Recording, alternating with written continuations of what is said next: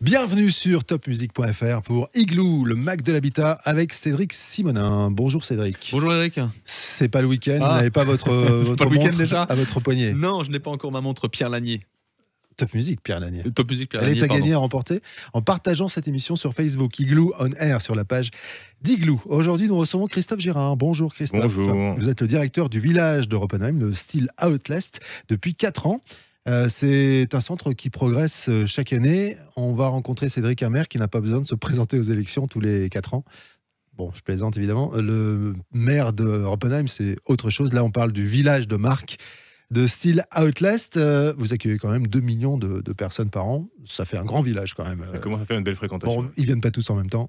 Non, Évidemment. mais on peut aller jusqu'à 20 000 par jour. 20 000 par jour. Exactement. Ouais, c'est bien. Bah oui, quand on accueille autant de monde, quand on est aussi important dans la région, eh bien, c'est une question, la question du développement durable, qui est au cœur de votre actualité au quotidien. Et on va en parler évidemment avec Cédric Simonin.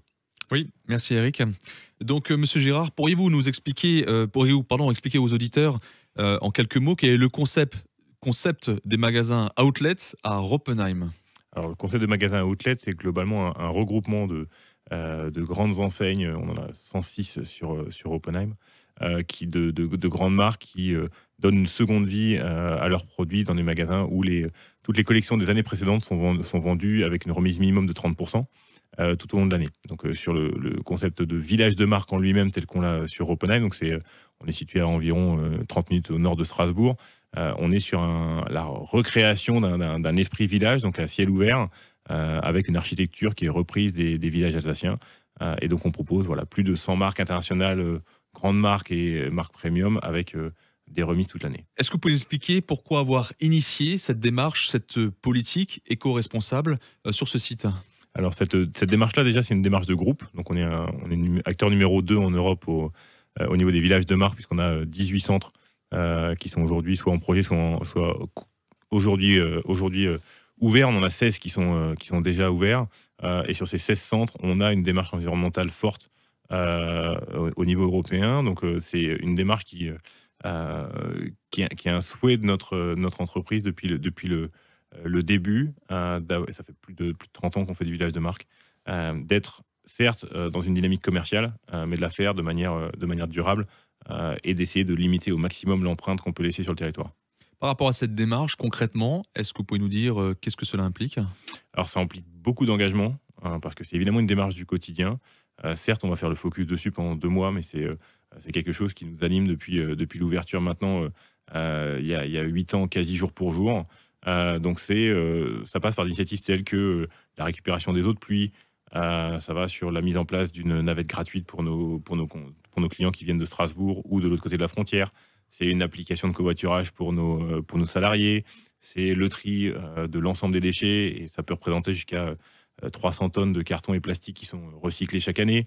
On récupère 30 tonnes de biodéchets et déchets verts qui sont réutilisés, soit pour l'entretien des espaces verts, soit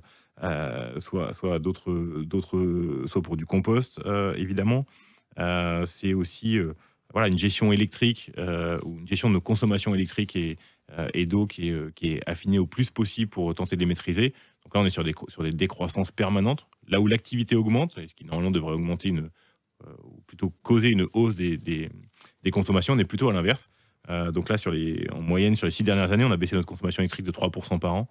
Et notre consommation en eau de 2% par an. Donc c'est autant d'exemples de notre engagement au quotidien. Et puis évidemment, après, des choses telles que on est sur une énergie verte, notre contrat d'abonnement d'énergie sur une énergie verte depuis plus de 5 ans maintenant. Donc c'est autant de petites initiatives qu'on fait vivre au quotidien, avec aussi l'aide de nos prestataires, évidemment. Bon, petite initiative, à l'échelle du projet, 2%, 3%, ça chiffre très très fort. Eric, 300 tonnes de carton et plastique recyclés, versus s'il ne l'avait pas été, qui partent à la poubelle. Donc le chiffre est relativement important. Vous avez obtenu une certification, parce que vous n'êtes pas arrêté juste à juste des gestes volontaristes. Vous l'avez certifié. Est-ce que vous pouvez nous dire en quoi consiste cette certification? Alors c'est une certification qui fait foi et qui a valeur dans l'ensemble du monde de l'immobilier, et l'immobilier commercial, mais pas que. Donc c'est une certification BREEAM.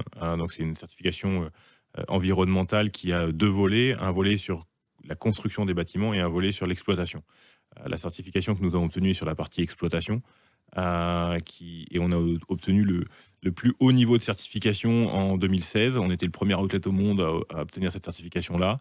100% de notre groupe, en tout cas des centres de notre groupe, sont certifiés. Et donc, c'est un référentiel qui va vérifier dans quelle mesure notre démarche est complète.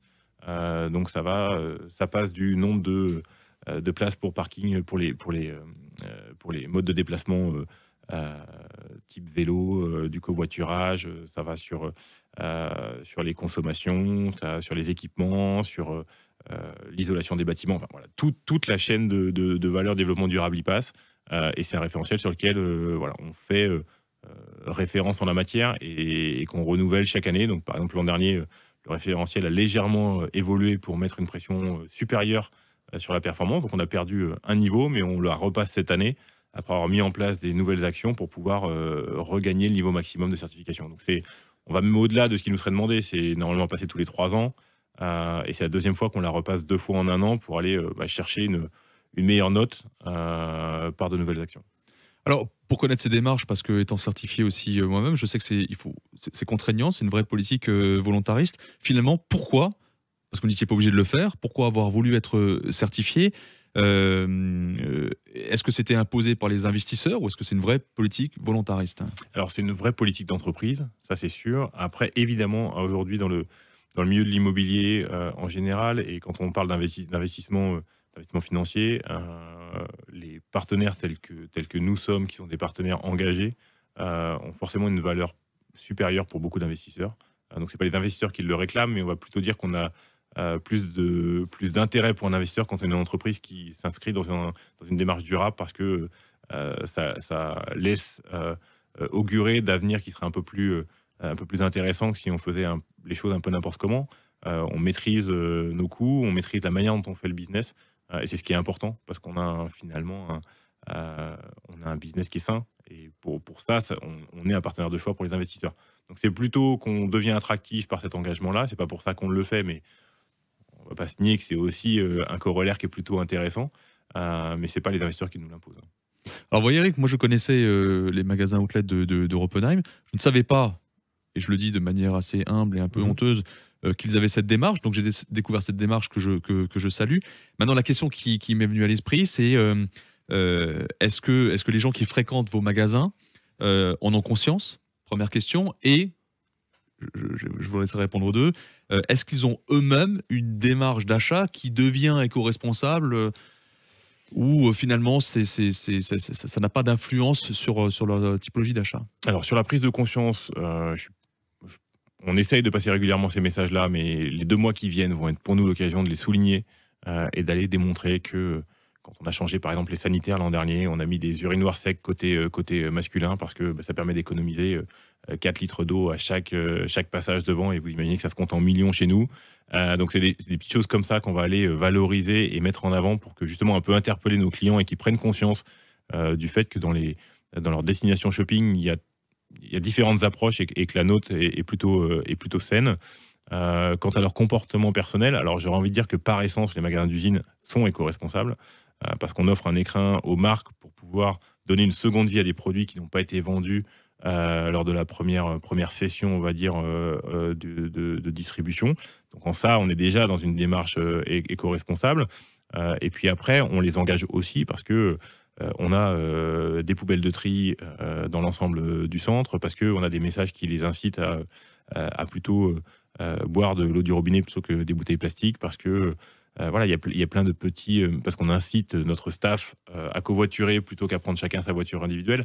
Donc toutes ces petites choses, on essaye, nous, de les inciter à faire plus. C'est très bien, merci beaucoup. On a bien noté que vous aviez donc diminué votre consommation d'eau et d'électricité de 2 et 3%, pendant que nous, ici à Igloo, on a augmenté notre consommation de Cédric Simonin de 3% là, cette année, ce qui est quand même beaucoup. Je ne suis pas sûr que ça soit très bon pour la planète. J'en suis pas convaincu non plus. Non, moi non plus. Merci en tout cas à tous les deux. L'émission est à retrouver sur topmusic.fr, sur la page Facebook Igloo On Air, sur le site de Trianon Résidence, et aussi sur la chaîne YouTube d'Igloo. Merci, à très vite sur topmusic.fr. Merci. Merci.